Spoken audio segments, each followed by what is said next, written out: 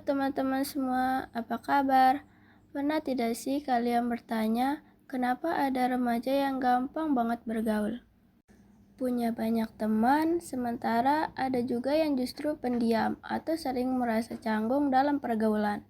Nah, hari ini kita akan bahas tentang faktor-faktor yang memengaruhi perkembangan sosial remaja.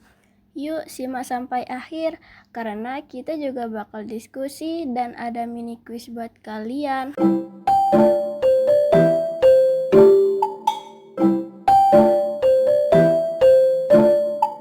Faktor-faktor yang memengaruhi perkembangan sosial remaja yang pertama, keluarga.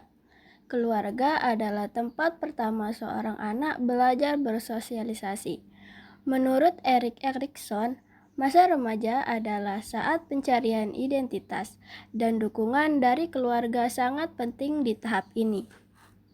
Contohnya, ada anak yang sering diajak ngobrol, diberi kepercayaan, dan didengarkan oleh orang tuanya, biasanya tumbuh menjadi pribadi yang percaya diri dan terbuka dalam bergaul. Tapi sebaliknya, anak dari keluarga yang penuh tekanan atau minim komunikasi bisa merasa canggung dan sulit bersosialisasi.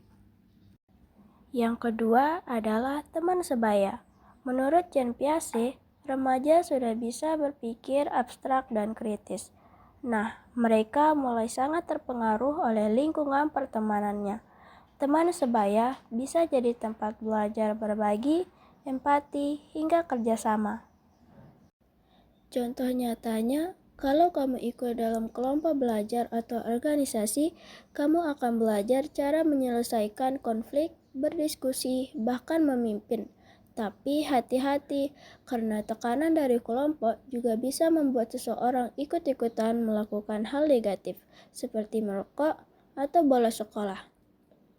Yang ketiga, lingkungan sekolah dan guru juga punya peran penting.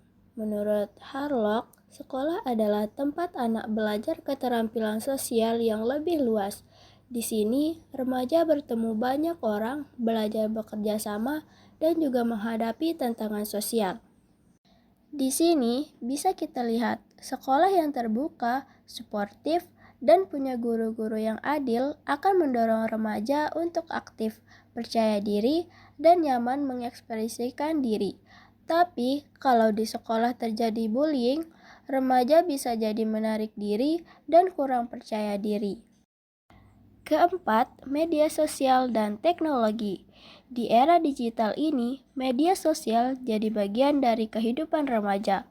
Menurut Kohlberg, remaja sedang berkembang secara moral.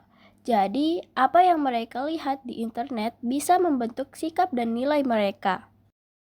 Contoh kasusnya, ada remaja yang merasa lebih percaya diri setelah mengunggah karya atau aktivitasnya di Instagram. Tapi ada juga yang justru merasa tidak berharga karena terus membandingkan diri dengan orang lain. Ini bisa menimbulkan kecemasan sosial. Kelima, kematangan emosi dan kemampuan berpikir juga sangat penting.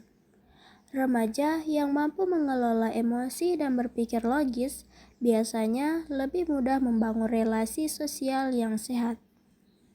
Contohnya, saat menghadapi konflik, remaja yang bisa menenangkan diri dan berpikir jernih akan lebih bisa menyelesaikan masalah secara damai daripada mereka yang lebih mudah terpancing emosi. Yang terakhir, ada faktor budaya dan nilai sosial. Setiap lingkungan memiliki norma yang berbeda. Budaya kolektif seperti di Indonesia mendorong remaja untuk bersikap komunal, saling membantu, dan menjaga keharmonisan. Contohnya, remaja di desa yang terbiasa ikut kerja bakti atau kegiatan masjid akan belajar pentingnya kerjasama dan empati.